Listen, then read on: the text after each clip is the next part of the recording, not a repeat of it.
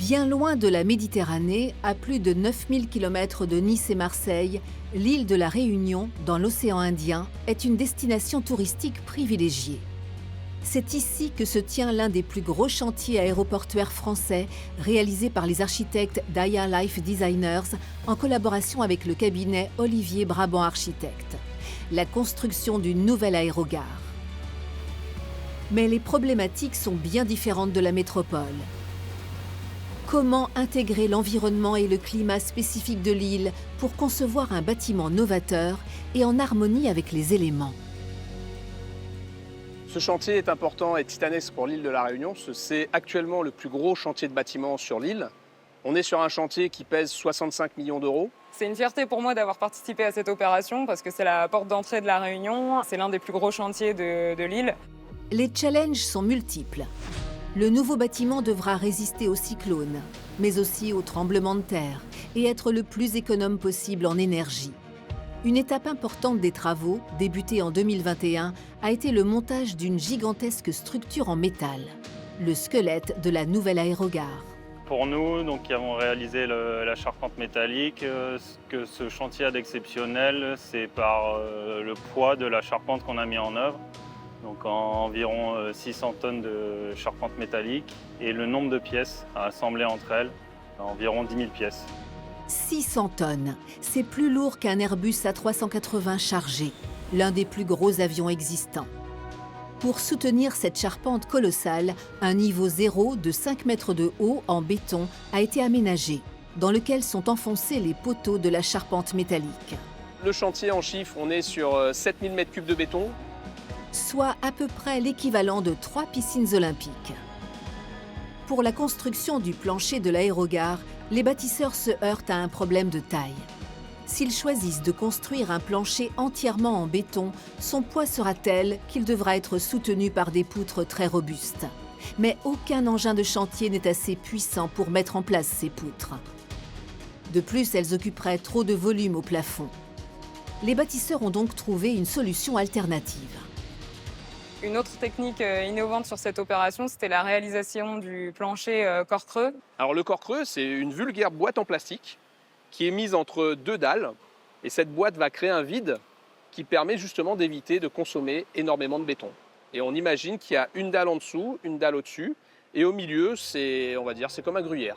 Voilà. Le plancher de la nouvelle aérogare Ouest a été construit en corps creux. Une technique innovante qui a permis d'économiser du béton et de supprimer les poutres qui le soutiennent. Le corps creux est un caisson de 24 cm de haut au total, de 50 cm sur 50 cm et rempli d'air. 12 000 caissons ont été ainsi posés entre deux dalles de béton. Cette technique permet d'alléger le poids du plancher et de réaliser des économies substantielles de béton. Au-dessus se dresse la charpente de 95 mètres de long, 75 mètres de large et qui monte à 22 mètres de hauteur. Les plus grandes pièces qu'on a assemblées sur ce projet, c'est les montants tubulaires du canyon.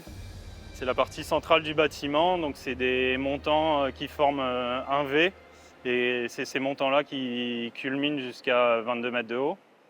Pour nous, on utilise des nacelles où les gars peuvent travailler en toute sécurité sans avoir besoin de marcher dans le vide puisqu'ils sont sur les plateformes. Ils sont néanmoins harnachés parce que le risque de chute, effectivement, on est à 20-25 mètres du sol. Il ne faut pas avoir le vertige et qui plus est, avec le vent, ça bouge quand même pas mal.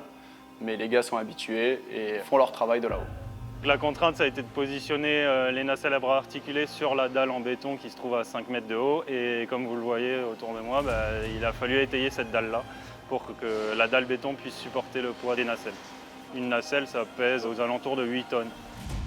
Si l'aéroport, situé dans un cadre idyllique au bord de l'océan Indien, fait rêver, c'est aussi un cadeau empoisonné.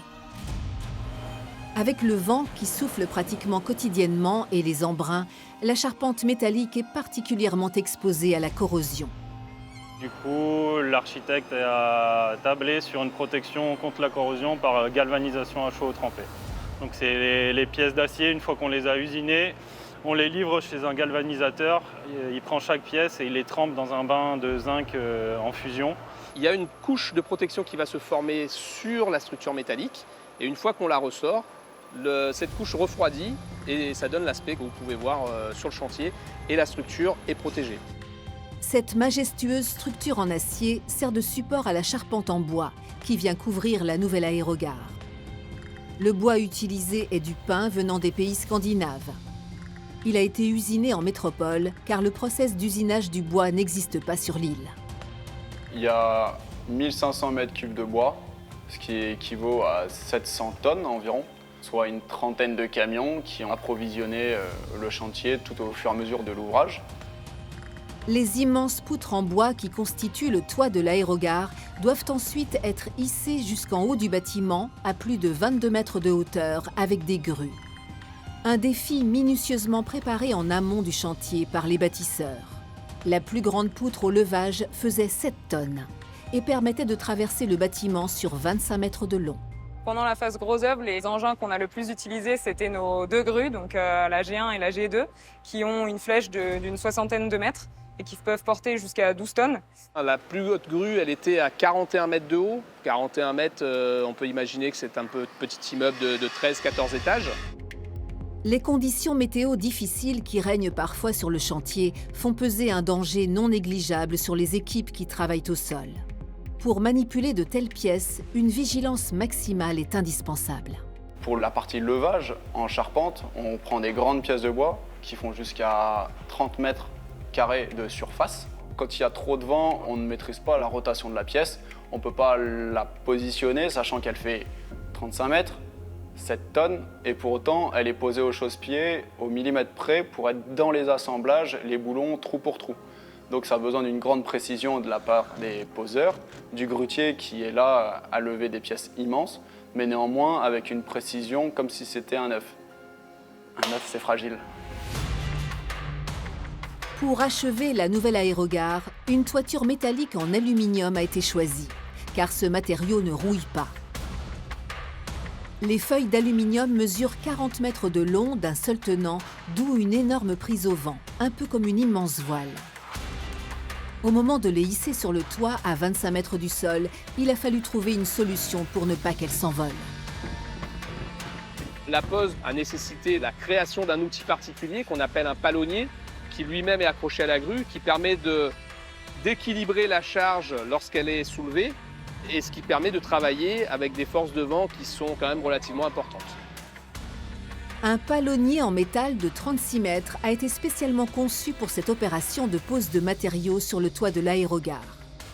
Le palonnier a été suspendu à la grue par des chaînes métalliques. Ce palonnier de levage a servi à équilibrer les charges longues et à assurer ainsi une meilleure stabilité. Il a permis de lever et de déplacer en toute sécurité 170 feuilles d'aluminium de 40 mètres de long sans déstabiliser la grue et malgré le vent. Les bâtisseurs devront en permanence consulter la météo pour s'assurer qu'aucune catastrophe ne vienne interrompre ce chantier de haut vol. Car ici, le défi architectural se double de contraintes majeures auxquelles il faut absolument faire face pour assurer la pérennité d'une telle construction. L'île est régulièrement victime de cyclones puissants.